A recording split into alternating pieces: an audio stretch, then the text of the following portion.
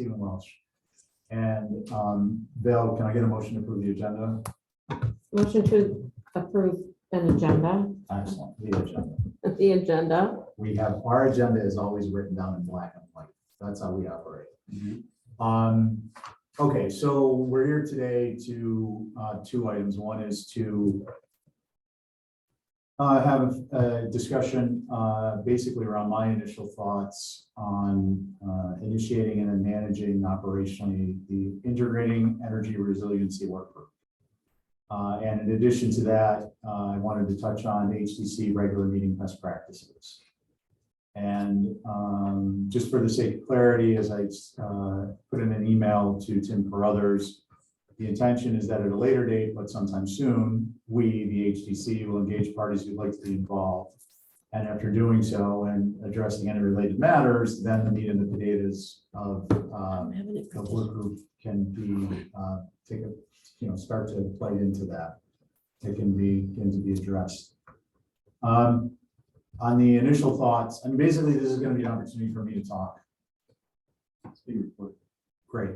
Just the idea being, chicken, who came first, the chicken or the egg? Obviously it was the chicken. I mean, if you think about it, it has to be the chicken. We can get into that as a separate matter, but it's evolutionary. But not unlike with the select board's short-term rental work group, a group needs to be convened to try and hash out initially what this would look like and how it's going to be set up. And that needs to be HDC, one, because I'm the one who made the motion on the floor at town meeting, and two, because it is an HDC organizational focus committee matter, which I've run through the full commission. For the sake of being recorded and posterity, we have with us Andy Guccino and Rob. What's your last name? Lynch. Ron. Ron. You see, now I thought. Okay. I apologize, Ron.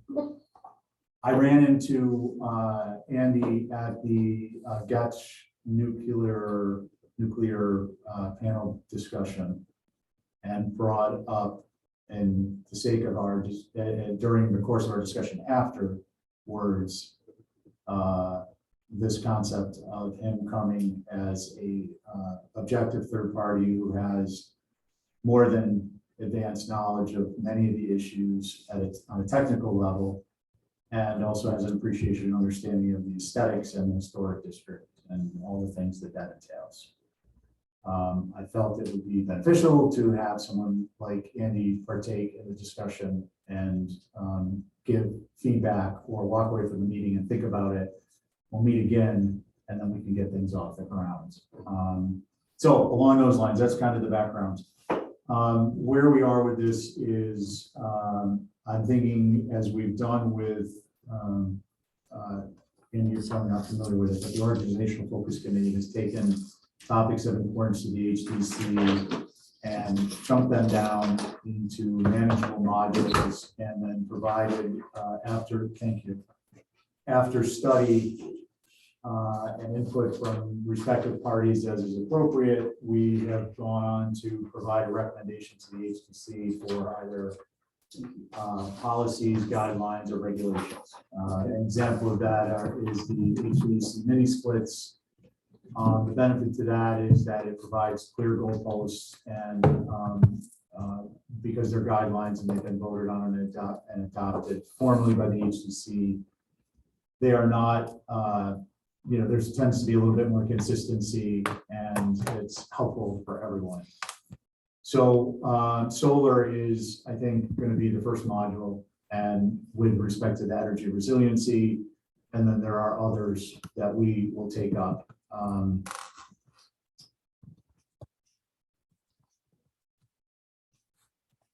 That covers that. Sorry, I jotted this down in the car last night.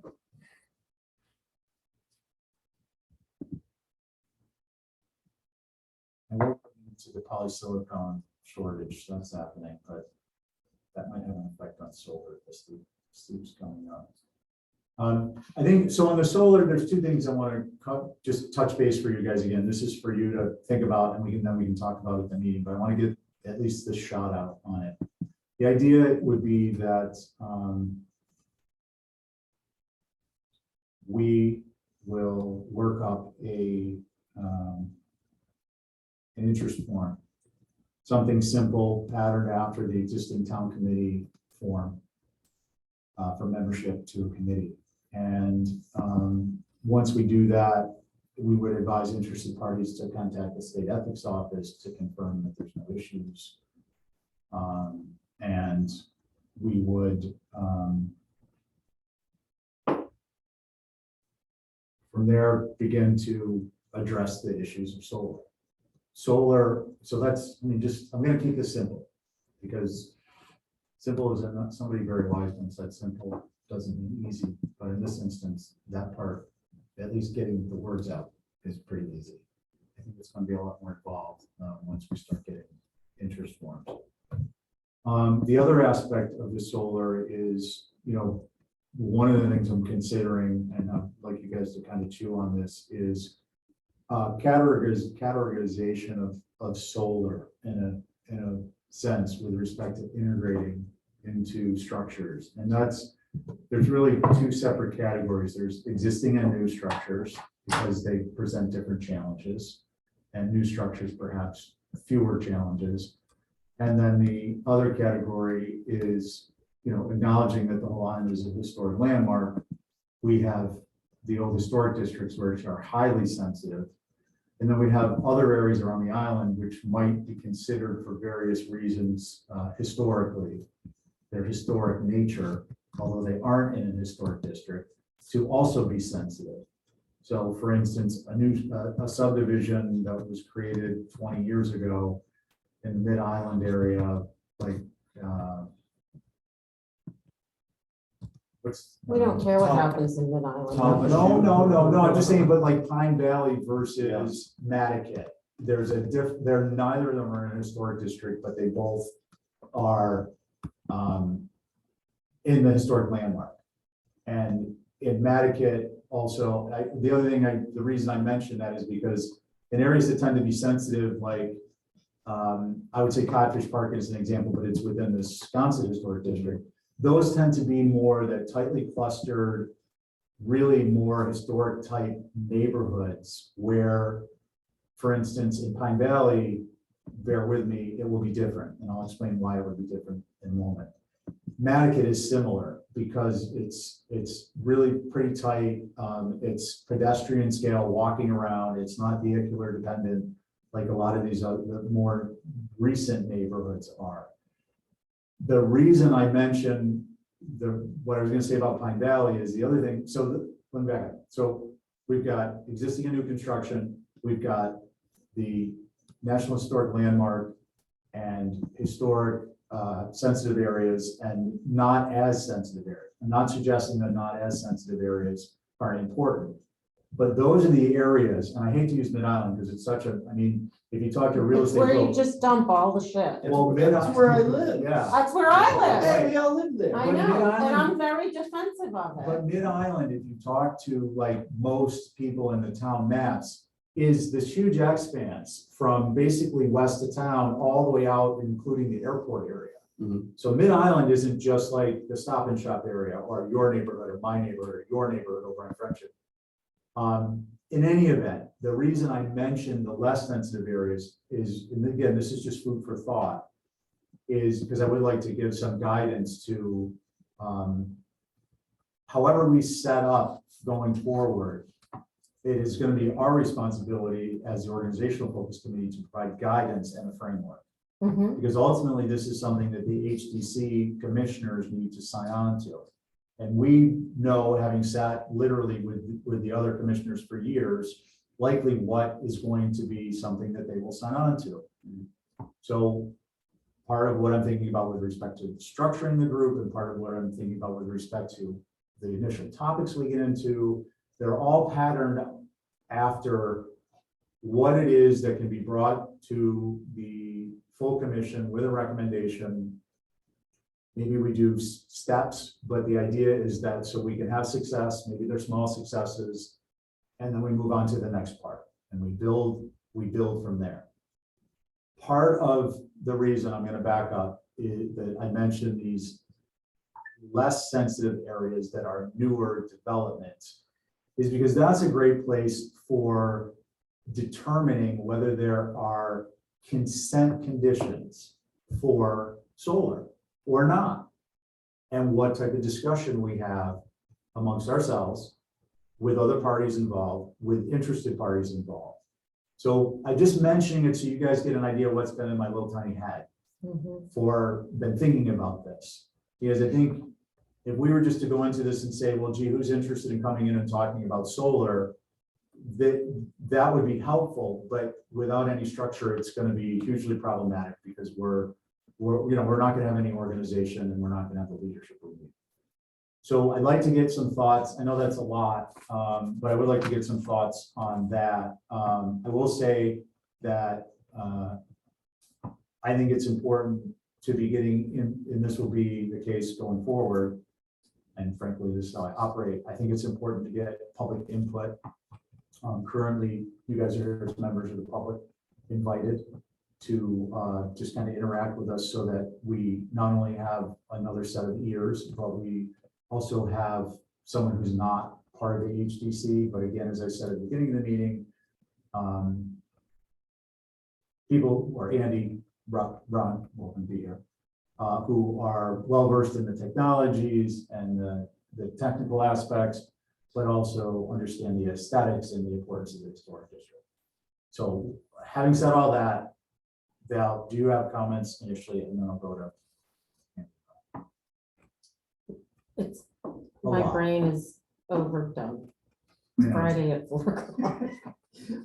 First order of business, no more 4 o'clock meetings on a Friday. It was the earliest one I could get on the agenda, So just let me pretty much, because it was. try and understand, when we did the modules for like roof colors, shingles, fences, mini splits, we made, I guess you called it a framework. And the commission adopted it, and if people come in with applications that meet that criteria, it doesn't require review necessarily.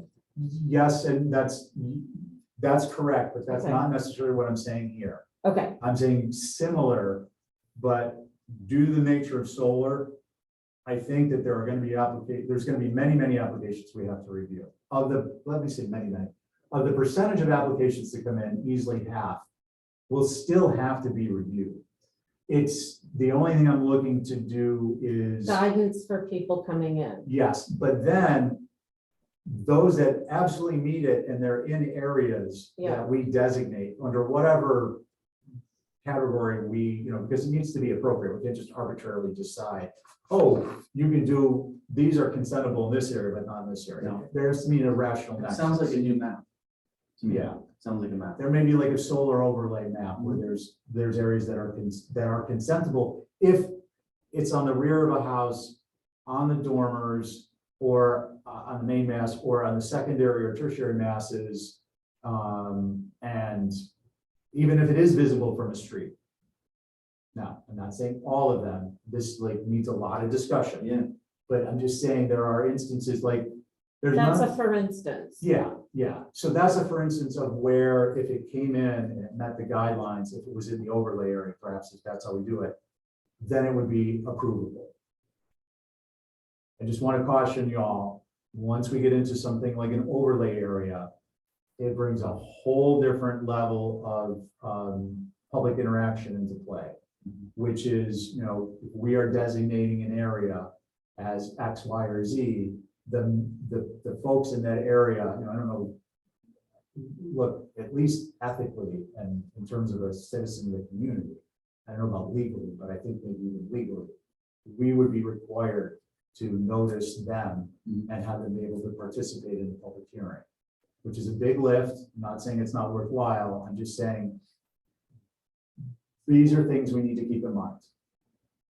Does that answer your question? I think it does. What was your question? See, I'm just getting I guess started. sort of, because, yeah, Yeah, I mean, you're basically, we're gonna do what we did, but we had an overlay district out in Mattocket, and it was determined when time came, it wasn't gonna be used, then arbitrarily it got chosen to be put over here. So I don't know how that works. right, so I don't want to make this more confusing than it needs to be. To answer your question, the goal of the module and the guidelines are not necessarily to make automatic approvals. There may be conditions under which, like with the minis, that we will be able to do automatic approvals like the mini There splits. has been one on consent. Mhm. Every time Linda brings something in, it goes on consent. This is not a meeting for you to voice your frustrations, Ms. Oliver. This is a meeting oriented around solutions. I'm not Um, sure about the district thing. I think everybody should be an individual case. Okay, fair enough. Yeah, I'm just, at this point, I'm just Yeah, kind I of was throwing just out asking on the brainstorming. map. Yeah. I was kind of making a leap of. Right, so So, maybe it would be, Curious. the narrative would be that there's a Oh, I narrative. wasn't even taking that literally. I'm Oh. like, not like, Overlay, Yeah.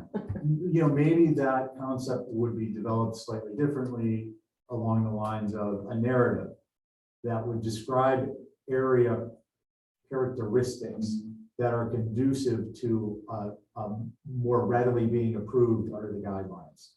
So for instance, if you were not saying you're in Pine Valley, but saying you're in a subdivision of homes that's been constructed in the last 30 years. That and why? Because again, we need to have a rational nexus that ties why we would allow something in one area. And for instance, as opposed to that area, the historic district on Main Street, why we wouldn't allow it there. So it might just be, it doesn't have a big long sentence, but it just needs to be something that has a rationality that makes sense with respect to what the HDC's mission is. So we don't have to have a map or an overlay. There, we can do that in our own discussions. The module will be to give form to guidelines, perhaps even rules and perhaps even regulations. And in some instances, they may be items that are consented. So you listed 3 different areas, and I want to know if there's a fourth, of historic nature, not as sensitive or less sensitive. Yeah, and then And there's is there new a and, 4th one that no one really cares? well, I think Is that pretty is much that how I feel that About everyone Mid thinks. Island? I that- just put that island there, so, because that's gonna validate balance. Which pisses me off. we don't feel that way. Yeah, because, I mean, the other way to characterize it would be, whether they're residential, commercial, or industrial, but everything's too close together to, you know, I don't think I think it's gonna come down to whether it's a highly sensitive, less sensitive, or not sensitive. And then it comes down to, is it new construction or existing construction? Mhm. Because then new and existing, you can have those variables mixed, new and existing, with either of the other 3 categories. Or the other way around, you can have those 3 areas of sensitivity relative to existing and new. And that's gonna make a difference too, because an existing structure in the historic district may not have a solar solution. Very likely won't, at least with the current technology. But a new structure in the historic district will have a solution subject to our getting involved with some designers getting involved. Like maybe, we're trying to encourage them on cardinal points. So Orientation. orientation, the more secondary massing, more roof space that's not facing the street. Because our primary consideration is, in this regard, maybe I'm just make sure I'm right, is if it faces the street. Is it visible from the street in any area?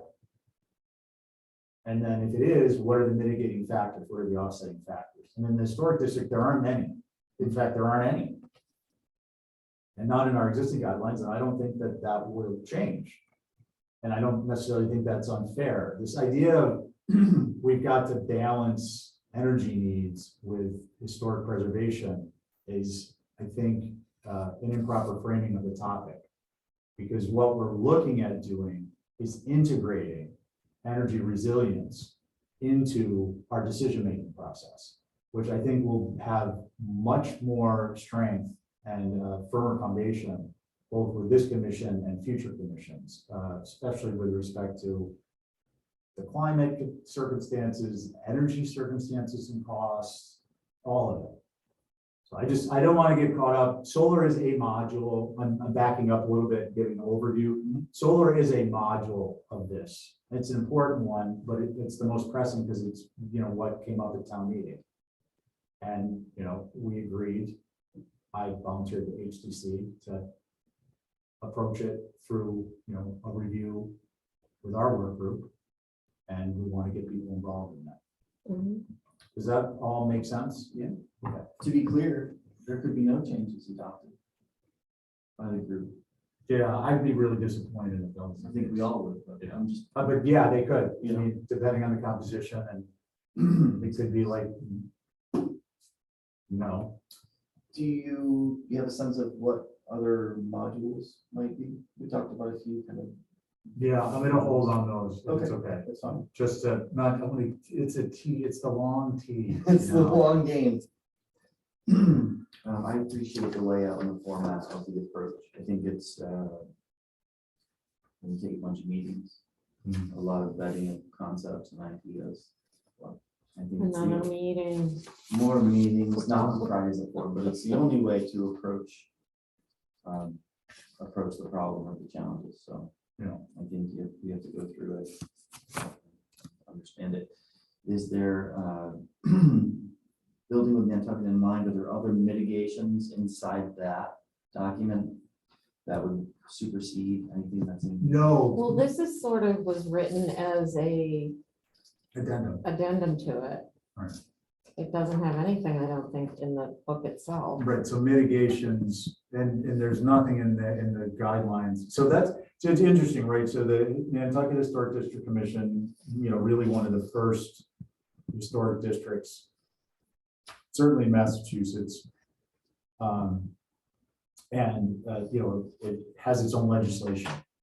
The act does not address mitigation, and that's really as a practical matter. But it's also because mitigation didn't come in to, I think, the discussion until the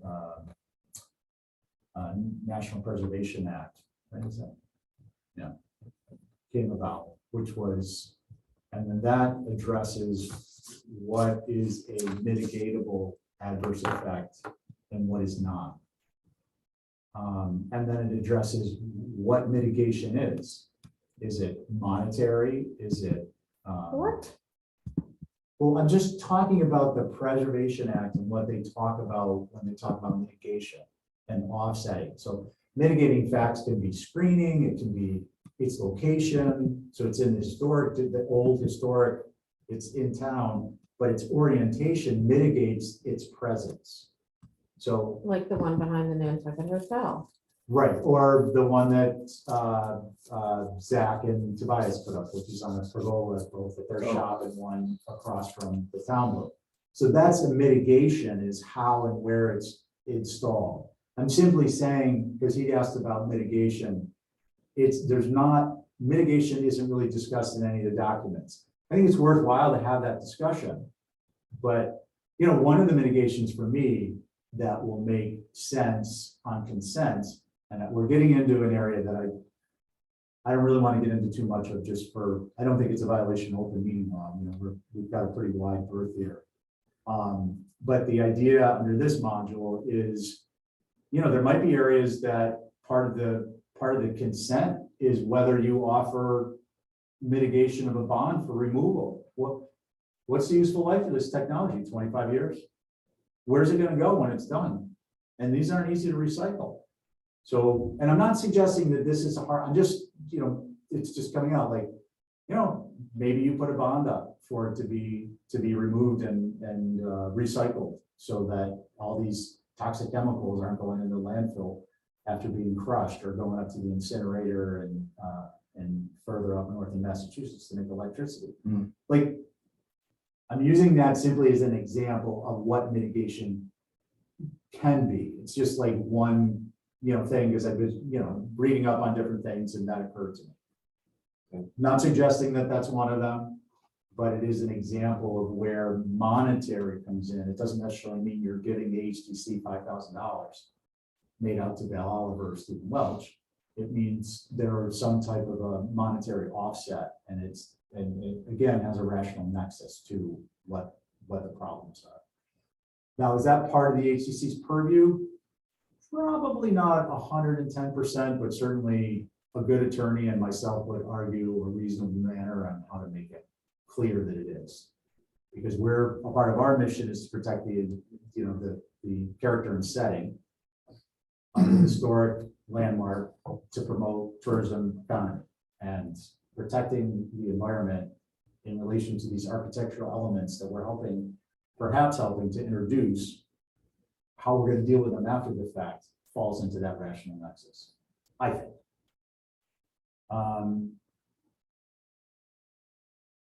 Yeah, so that was a long answer to mitigation. That's a good example. I mean, I'm trying to be informative so you guys get a feel of where I'm coming from, because I think if we have a baseline and then we determine that some of our baseline concepts or many of our baseline concepts are congruent, that will make it easier to function as we go forward. I'm presuming, by the way, that you'll put your name in to be involved. I do want to talk about the structure a little bit. I think there needs to be,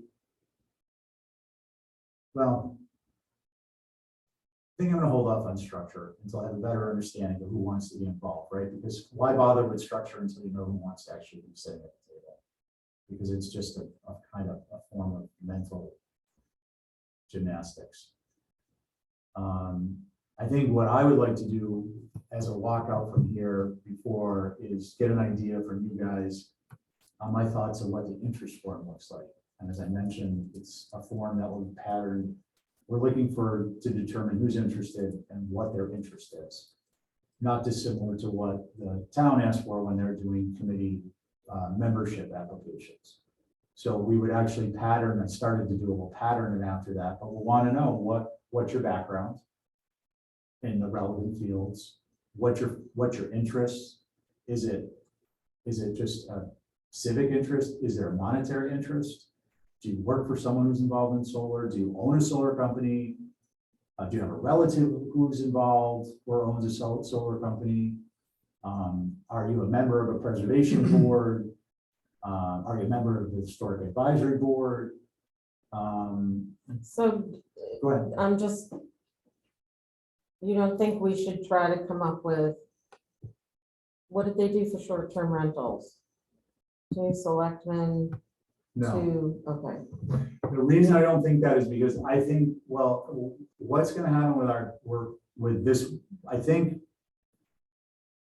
the State Ethics Commission is going to determine, based upon my understanding, who can be involved. And there are people who want to be involved in the work group as a core member, I think are not necessarily going to be able to be involved.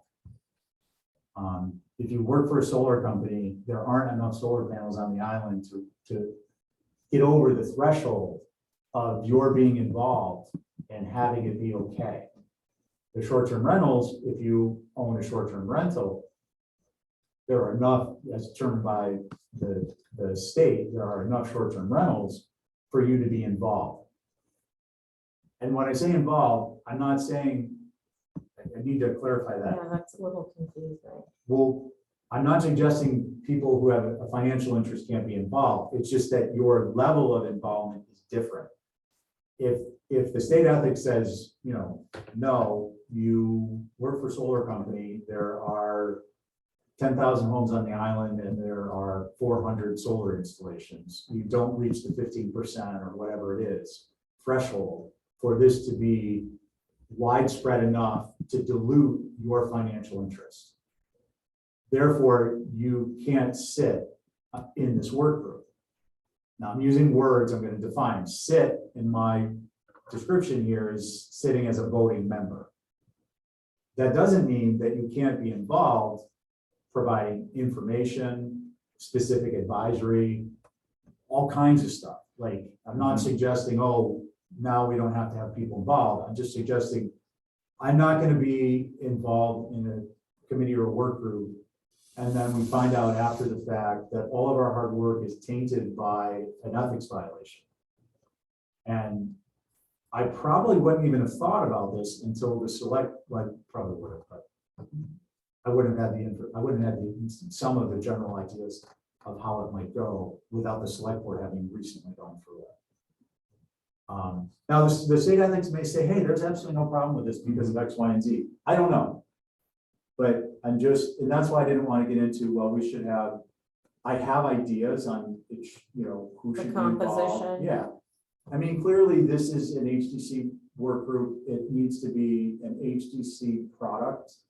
And it's not going to be a work group that has more people involved on the non-HDC side than the HDC side, because the HDC side needs to be perhaps even overrepresented in order to be able to present a palatable product to the full commission. And that's not going to happen if it's us to 5 solar installers, 2 solar company owners, and 10 people who want to have solar installed on their house. Like, it doesn't make sense. Mhm. So but as opposed to getting into that level at this point until we know better who's even interested, and then 2, what role they can play, it seems to me that we can advance the concept of as the organizational focus committee, we can advance the interest form so we can start to get the ball rolling. Is the pathway through the State Ethics Commission the correct one? That process is vetted and that's accurate. They're the final arbiter, yeah. Okay, so that is the path. Yeah, and- Well, that's not a recommendation from you, that's a recommendation from the town. Yeah, so I don't know I know you're involved in a lot of, you chair and you've been a member of committees and work groups, but with the town committees and work groups, typically what will happen, certainly anything officially appointed by the select board or the town manager or an elected position, you'll get a email from the town saying, please sign up for the ethics course. And then you go through the ethics course. And then a few times in the ethics course, they'll say, these are typical conflicts of interest. If you have a question, contact the state ethics board. They provide a phone number. They have a form, you can email it in. Our form will be a little bit different. So it'll be something like someone will call them and explain what it is, and then they'll respond. We, however, will ask, it's confidential in the sense that you don't have to share it with someone, but it will be, I believe it should be, and I will advocate that it will be a requirement that we see the decision. Because I'm not going to risk, first of all, I don't know if people would know it, but I think it's like a $10,000 fine if you found a violation. So it would be foolish to not observe what they say. But we should know what's going on. And if someone calls me and says, well, how come so-and-so isn't on there? I can say, well, this is what the state ethics said. And I think that that's good business because, we want to be clear in how we're responding to people. I have no interest in excluding people from the table other than the balance I just previously stated, because that's a functional matter. But I have no interest in excluding people from being involved and discussing things and brainstorming. But there's a difference. And if you have an ethical issue or a conflict of interest issue, then that's someone who wouldn't be able to be in a work group. Who determines the composition of the core group? That's what we're trying to figure out. Well, that's what I'm saying is we will, but we need to wait until we know, 1, who wants to be involved, so we can know 2, what role they actually can play. Because I don't want to say, oh, let's have 3 solar people and 5 people from the advisory groups. I'm using crazy numbers, but it's moot until we know who can play what role. So even discussing, oh, well, this scenario, it could be 5 members who are the core group, and it doesn't matter until we really know Yeah, I understand. Yeah, But it could be misperceived also as the whim of the board of the HDC. yeah, well, I think that's fair, and I think there are gonna be things that actually are the whim of the HDC, because it's. an It's not a HDC whim, group. it's why we do this. Yeah, so, but, And but- it's skewed for HDC purposes, not for, right. But at the same time, yes, ultimately, the HCC has to approve this. Right. If it's, again, the example of, if there's 5 solar interests in this particular module, no, let's talk about nuclear. If there's 5 nuclear companies in here talking to us about how they're gonna get it approved in the historic district, and they're core members of the group, and there's 2 HDC members, it doesn't serve the purpose in the end, because I think we're fair and impartial, and we want to be objective, and we try to be objective. And we also know, to reiterate, we know who we're dealing with commissioners, so we can, if you want, let's use colors for example, if you want a turquoise with hot pink and purple shutters, we're not gonna bring that back. It's a waste of everyone's time. So we're gonna say no turquoise, no pink shutters, we love the colors, nothing against them, but no. Sorry. That is that has to be part of the process. The other thing is that I think with respect to, people misconstruing either, naively or intentionally, that's why we want to have the transparency of the state ethics feedback. I don't want to be, life is too short to be sitting, defending a position that isn't mine. Or the HDCs. I just was hoping to make clear that the ethics committee will approve a group, and then from that group, this committee will have to be selected. So at some point, there may need to be a tough decision, Yeah, or one that might be misconstrued. how did they do that with the other thing, the short-term rental? Who ended up? well, so I want to back up one quick second, because that'll Okay. answer. So what's gonna happen is, see, we don't have the benefit of town council.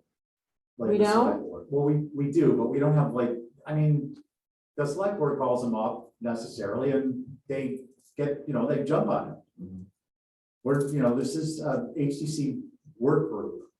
That's, I'm not suggesting we won't have the assistance of town council, but they're not gonna be jumping for us. So it's bear with me, with the short-term rental work group, and again, this is just my understanding of it, which I think is pretty clear. What they asked for was, town council submitted a letter stating these are the different categories of people and their interests. How does this is our perception, how does this apply? What do you believe? And then state ethics got back to them, told them what they believe.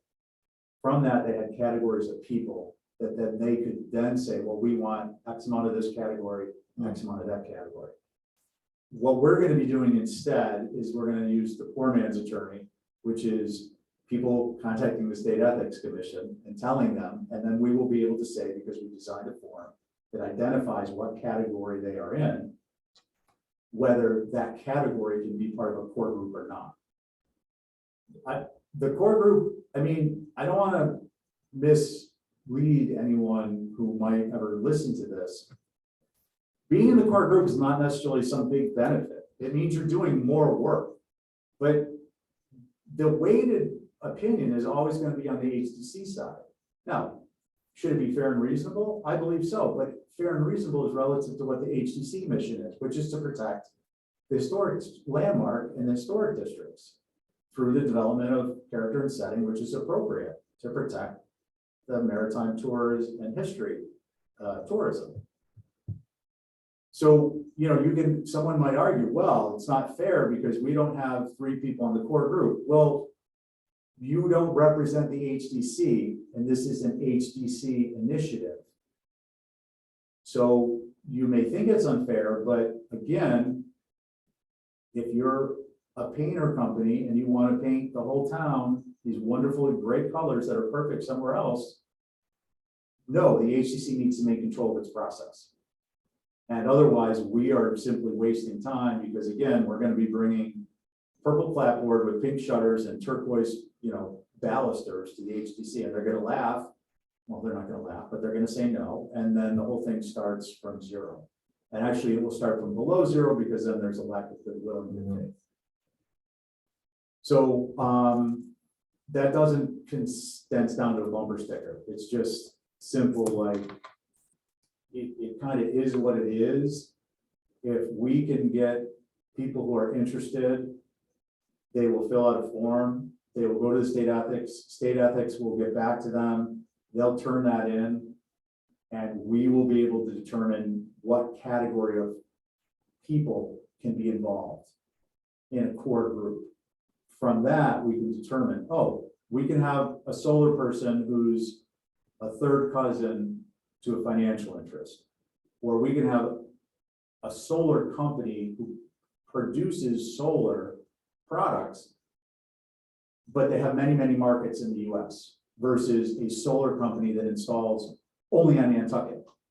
You know what I mean? Like, then we know who we're gonna be able to select from. And then we'll say, okay, we have your interest forms, you're in one of the categories that we can accept people into the core group. Great, thank you.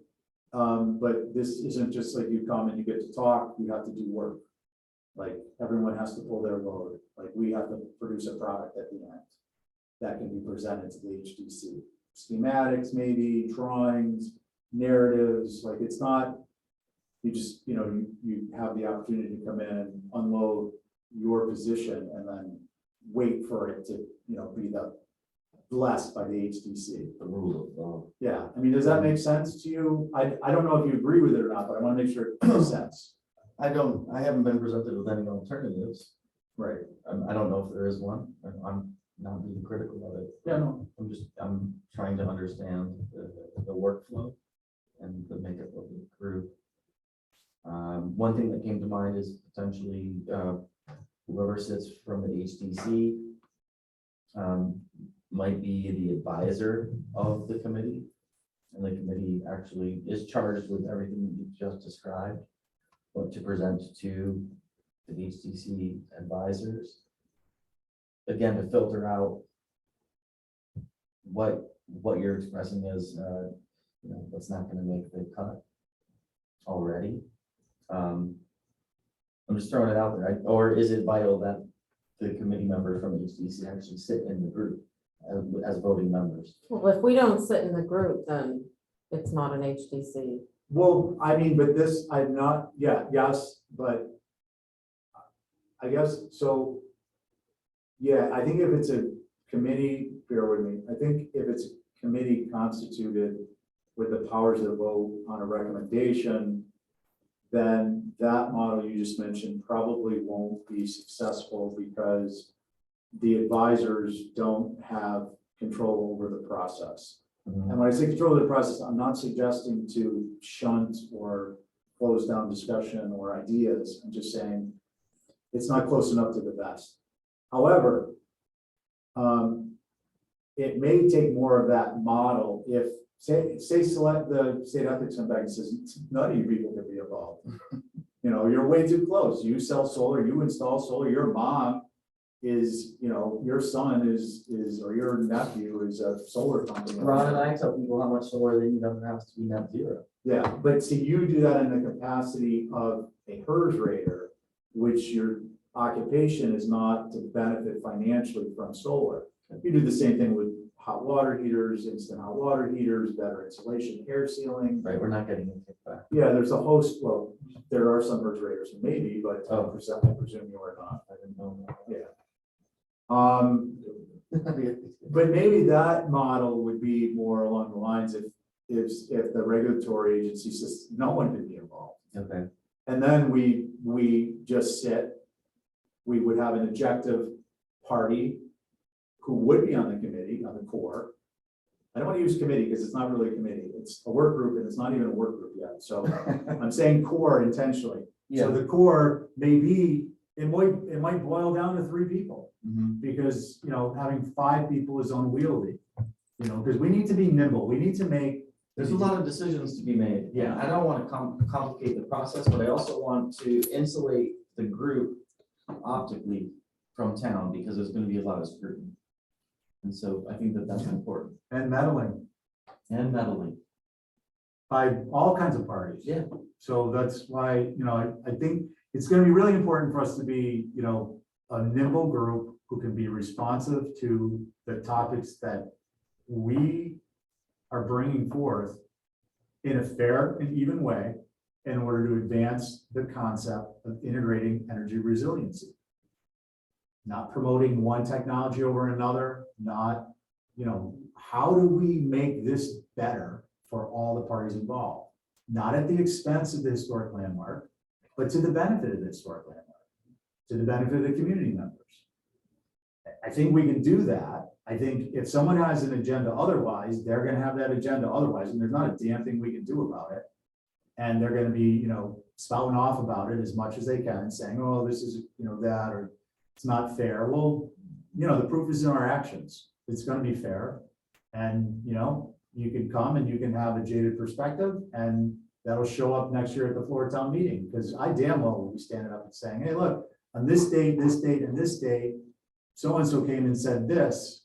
None of it was contributing to our mission, which was stated on the floor town meeting, which is integrating energy resiliency. So for them to stand up now and run afoul of actually what they did, or saying we ran afoul of what we said we were gonna do, is bullshit. And Sarah will probably yell at me. And then I will go on to explain that, other than promoting their own self-interest, they've contributed nothing to this process. So you may listen to them if you prefer, or you may listen to the group who's dedicated their volunteer time to producing integrated energy resiliency, and see what happens with the vote. I don't want to go there. I'm looking for a very collaborative, productive interaction with people along the lines of integrating energy resiliency, not slapping solar on the front of a home, no matter where it is on Nantucket. I don't think that's unfair. It's certainly not contrary to anything I've ever said. And it's certainly not contrary to anything the HDC has ever said. And I'm practicing. I hope that's okay. But I don't disagree with you though about, we need to at least be aware of perceptions, because that's a problem if it were, it could be a problem. But I think the framework is good. I think transparency is critical, and I think that the layout of the committee or the working group is fine. I think it will work successfully, but just putting it on the table, making sure that those things are acknowledged. Okay, thank you. No, that's why you're here, just give feedback. Ron, anything to say? I haven't disagreed with anything I've heard. I do have a question as to what things in particular exist now as far as the HDC rulings that you want to change first, or most important to change? With respect to the solar? Yes. So I'm going to reframe that just so to be clear. The HDC actually doesn't want to change anything. Or at least they're not aware of wanting to change anything yet, because they haven't received a recommendation. What's currently in place is that they're outside of the historic districts, inside this historic district subject to certain guidelines, and outside of the historic districts, the sensitive historic districts, the old historic districts, using words that really aren't defined. There's Wisconsin, town of Nantucket, and then there's a quasi-sensitive historic district, which is Mattocket, because it's not actually designated under the official laws. There are guidelines, right? Yeah, not on the front of a house, preferably a black roof, and in the least conspicuous place as possible. And that's a not blanket on- statement. And not on the Well, primary that's structure. what we have to work with. I understand, but that's for any district. Yeah, To be Yeah. clear, yeah. right, not on the primary structure on the front of the house. Right. And so those are current guidelines. Not on the primary structure? Right, so say you've got a 5-bay federal Yeah. with a small addition to the side of 1 story. It's conceivable, depending on location, that you could have solar on the small addition to the side because it's a secondary mass. And have that be visible from the front of the house? That depends on, then it gets into mitigating circumstances. Is it screened? Is it at the end of the street? Is it Pedestrian walk. is it oriented such that really the front, keep in mind, the front of the house is, we need to be careful with that. I need to be careful. Visible from the primary street. So if it's on Essex Road, is it visible from Essex on the primary structure? The side that primarily faces Essex Road, right? Because the front could be facing one of the side streets. Now, Are there bullet points of this, Val?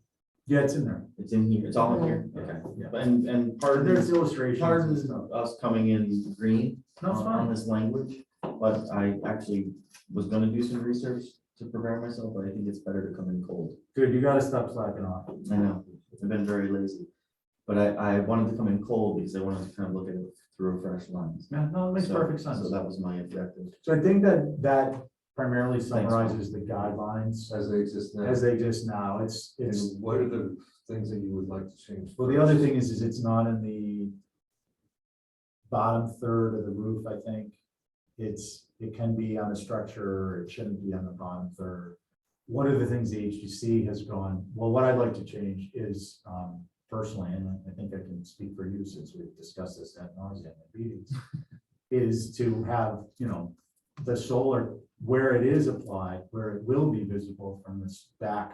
So this is like an idea for me of something that could be more consentable. Not saying consent, but consentable.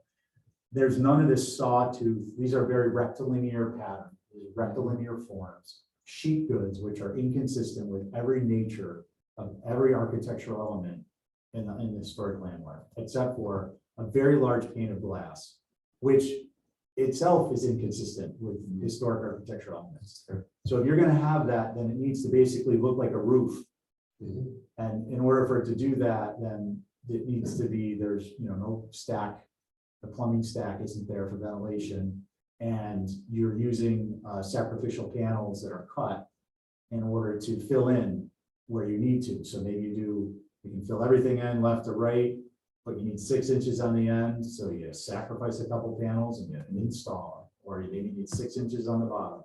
And then it's a roof looking form versus having this kind of sawtooth jagged thing, which naturally draws, it's our evolution that draws your eye. You see a pattern that is correct. It's interesting, so then you could sacrifice a panel to run up a valley.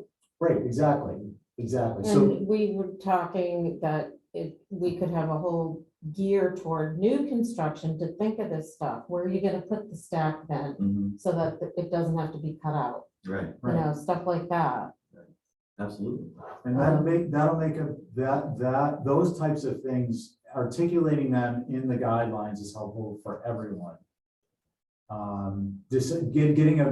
Distilling them down as one example and then having them in the guidelines. I think the other one is gonna be, the Tesla roof shingles are out. They'll be installed in Mattocket, I think in 2 different locations. No, we only approved one. Well, we approved one there, but didn't we approve one somewhere else? There's one already gone, right? Yeah, The one right on the road. please, You approved both structures. there. Oh, it's the same property, but two structures. Right, but I thought there was a shingle installation that was already happening up there. No, we had the test one. I got approved a few years ago, the Oh, Dow right, on Duke's Right. Road, which is a prime example of how they don't think they were supposed Right. to. And thank God it's out there, but, right. There's a company over on the Cape right now that's installing the gas product that just came out. so, what was helpful with that, getting that approved? That was probably like 4 years ago. The one you did The one the. that I got approved, Dow came and did this whole presentation. So it was great. They had the product, because that's really important for the Tesla. We had to have a look at it.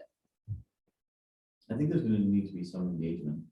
I was looking to see who was doing those because the gas product has only been out for 6 months, not Have even. you seen it? I have, it's actually really nice. So that'd be something to bring. Mhm. Yeah, there's a temporal aspect to this too, because it's gonna be very difficult for me to incorporate a particular, Brand. Right, well, we can incorporate a brand, but we can say looks like. But it'd be very difficult to do that without some test cases up, because like you did the Dow, they came, they did a great presentation, it looked good on the ground. And it did look like it was gonna be great. Yeah, but when it went up, even Val is saying no. What happened? They look green. Oh, Yeah. So that- 41 Dukes Road, it's the Barretts. oh, The that, Barrett that's the kids? one, yeah, Yeah. yeah, Scotty's. Yeah, Place? Yeah, I haven't seen it yet. What yeah. is 31 Dukes? Yeah. Okay. I didn't Yeah. realize that that's what that was. Okay, I heard it was done. Yeah, Ron, the other thing on the guidelines that would be helpful is just having them, because one of the things. we- Yeah, Because they don't absolutely. exist now. Well, they exist, but they're not, They're like, it's not addressing some of these fundamental things that we always talk about. So then you come in, you read them, look, the installers out here know what's going on, but you know, it's kind of sussed itself out over time, but if you came into this and you look at the sheet, I'm a firm believer that if you show up at the HDC and have read Building with Nantucket in mind, there should be consistency within the decision-making process such that if you've observed in good spirit and intent all the guidelines, you should know you get approval. It should be as simple as I put gas in my car, it turns on, I did the maintenance. That's not happening. If we can develop the guidelines to update them a little bit with what's actually being approved and why, that will in of itself make things simpler. It will also help to direct and develop the concept of consents. So that, you know, consents may be something like subject to 2 HDC members signing off on it. Right. Whereas that's not necessarily the case now for other consent items. So there are, like, that could be right in the guidelines. If it meets X, Y, and Z, There's no reason why you wouldn't have it. right, the case by case determination can be made by 2 HDC members to determine consentability. Okay. So those are the types of things we'd like to put in there. The other parts, I don't know. Is that everything? I mean, is that all it's gonna go? I mean, is that all, I mean, those are 2 big talk points. Well, no, I mean, it's the concept of new and existing and then having discussion with people about the different areas of the island and what may be acceptable and what may not. And getting public comment on that, whether it's interested party, special interest, I'll use the term, or just general public. So we can distill that down into a recommendation or a set of recommendations and see where we end up with them. The other part of it, no more meetings at 4 o'clock.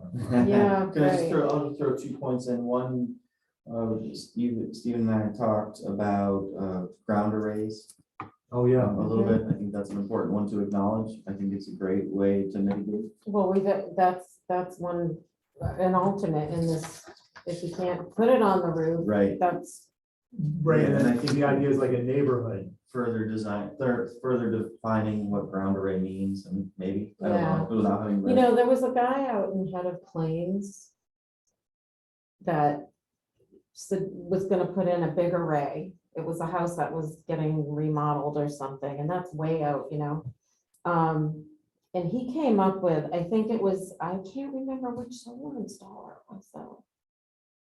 They kind of set them down in like a little, like they dug down. No, yeah. Oh, it's that I gradish. saw that. And it's great because, you know, there's nothing around them, but they only stick up over the ground when you're looking on the horizon, like, Mhm.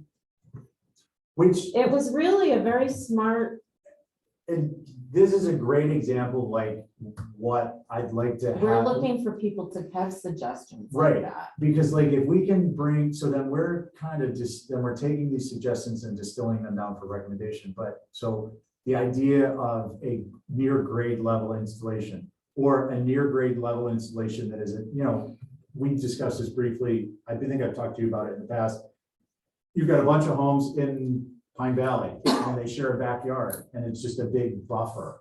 Well, what if it's a buffer and in the middle of that buffer, subject to design elements of that landscaping, you have a ground array that serves all those homes. It benefits the community, it benefits them, it benefits the town. How does So- that go though? How do they divide it up? Well, but that's, That's up to the electrician. no, but that's part of like, solutions. No, but I like, so that's Do you the know what I mean? kind of Like, that's stuff the to kind of bring to the discussion- table. Yeah, and I think that's Anything. what needs to get, yeah, anything, no, and I have Which a is list on my great. whiteboard Yeah. at the office. You know, Yeah, there's some, jot- the jotting these places in down. town proper that have a ginormous roof walk. Mhm.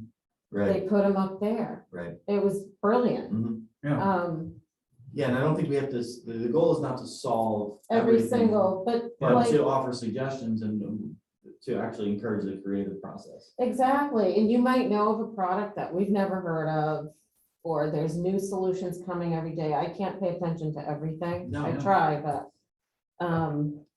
bring it. exactly. And that's where, when I spoke earlier, collaborative nature, like that, this isn't about getting my solar company that I have an agreement with allowed to slap it on the front of a historic home on Main Street. It's about how are we solving a bigger problem, How which can we is work together? Mhm. energy resiliency for Nantucket. Solar is one part of it. There's a lot of discussion we can have. And if people bring ideas to the table, the other thing I wanted to mention, I was talking about small successes, is, you know, there's parts of this, like we just talked about, that we can take to the HCC to vote on, like the color requirement, the filling the roof Right, where there's a chance it's gonna be visible from a primary route, as opposed to it's on the back of the house and it's somewhere with literally never gonna be seen, or it's gonna be seen from 150 yards or 200 yards, and it's a black roof, and it tends to mitigate the impact, versus it's gonna be seen from 50 yards from a secondary street, and it's a gray, light gray roof. And you're gonna have easily two members who are gonna fight that at every single meeting, one which takes up a shitload of time unnecessarily because it's not approvable. And then we get into animosity and ill will and all kinds of stuff. Let's develop the guidelines so everyone's clear and they can walk in the door and know that, you know, subject to, unless there's some really kind of funky thing that no one anticipated, it's gonna get approved. And we just did one test case too. It was a light gray roof. Yeah. Right there on the street. He's willing to paint his roof black. They found some paint that has been used before. right, paint asphalt. Yes, it's, 6 Arrow had it, O'Connor Builders has it on the rear structure. It's a 2-story mass. yeah, but this was Tim Carruthers, I think, or Tobias that came in. Yeah, no, but where Yeah. the paint is, Yeah. where there's an example of paint. Yeah. I've never heard of that, it's interesting, Yeah. all right. Yeah, and we did another And so we one. were and he was willing to go straight across so that it goes from edge to edge instead of some like this, some like that, you know what I mean? Mhm. And we're like, yeah, because this might be a solution.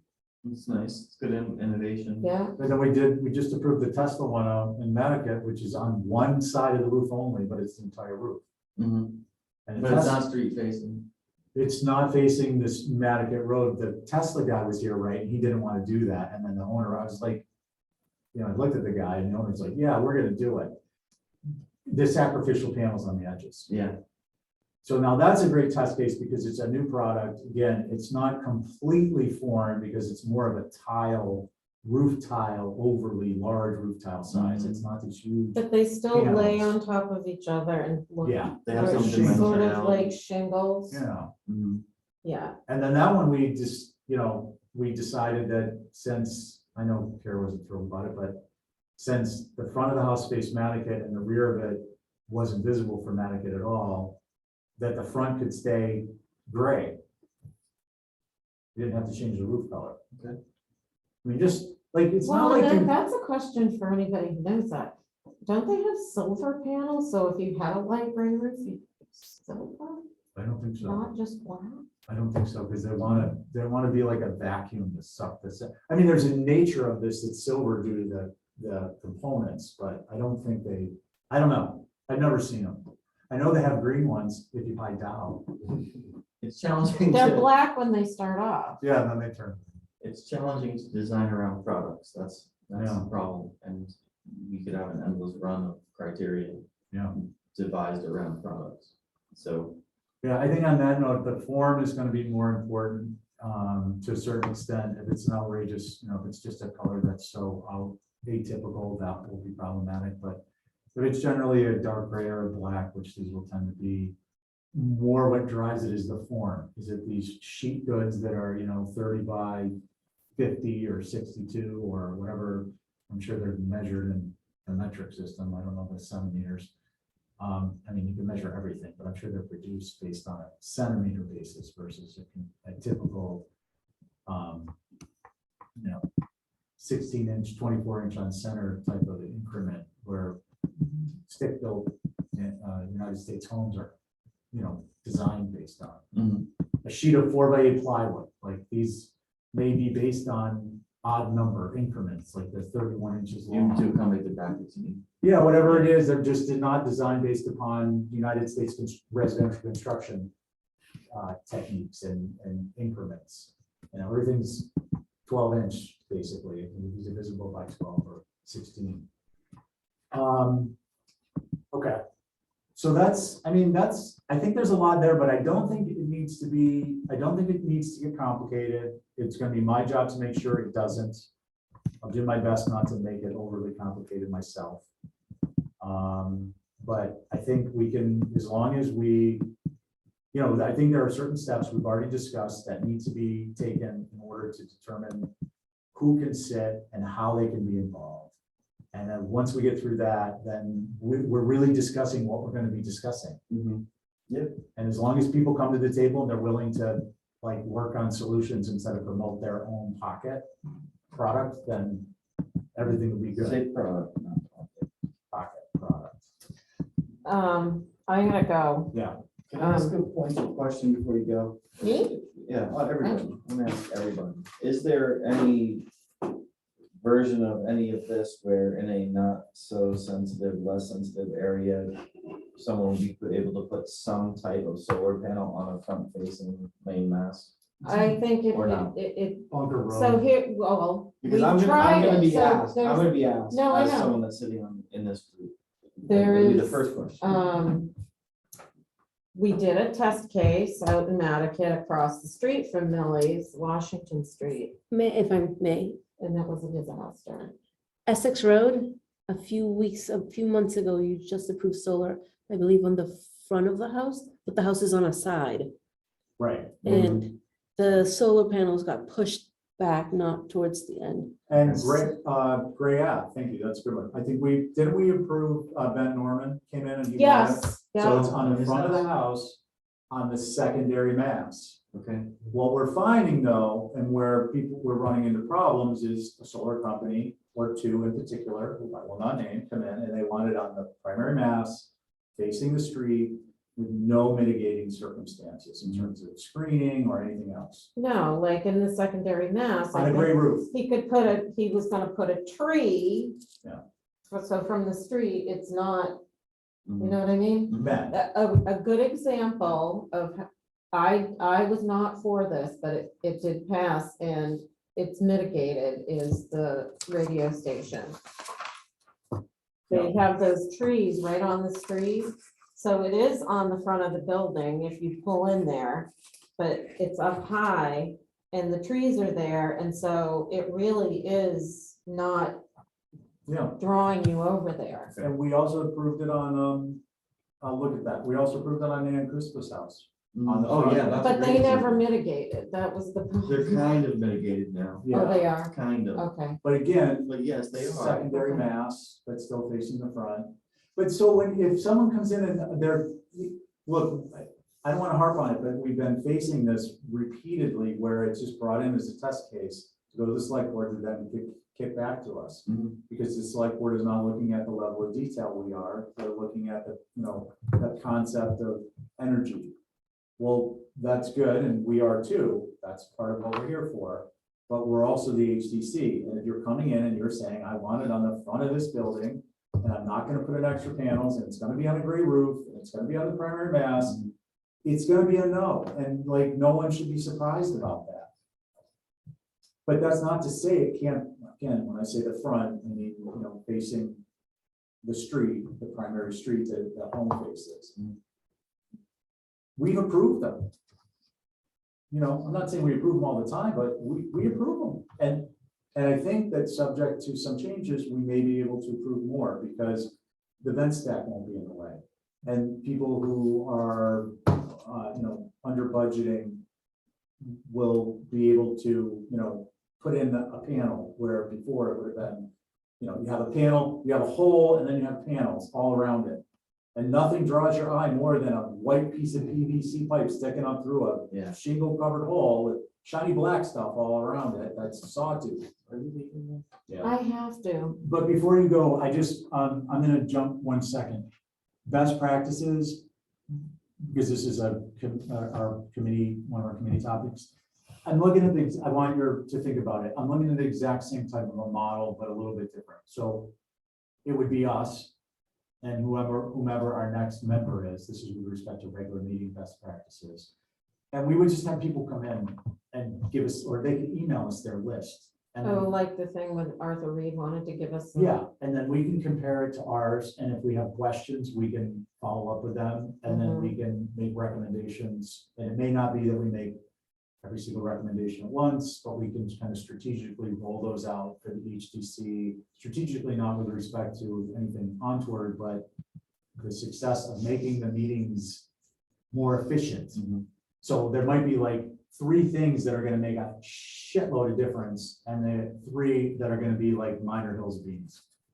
Strategically, we would advance the 3 that makes the most sense if we agree.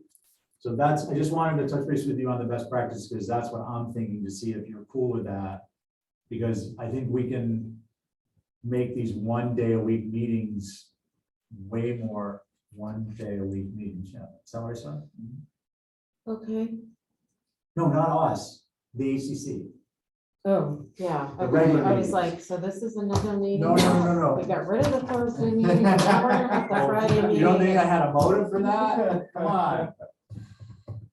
Now you're free enough to do this. Best practice is gonna help us to make those I have to meetings go do work wedding better. shower right now. Sounds fun. Go have a good time. So, we actually will, now that I think about it, we will have to vote to Adjourn. adjourn. My motion to adjourn, can I? No. As a non-voting member. Motion to adjourn, please. So moved. On your motion, Aye. on her motion, aye.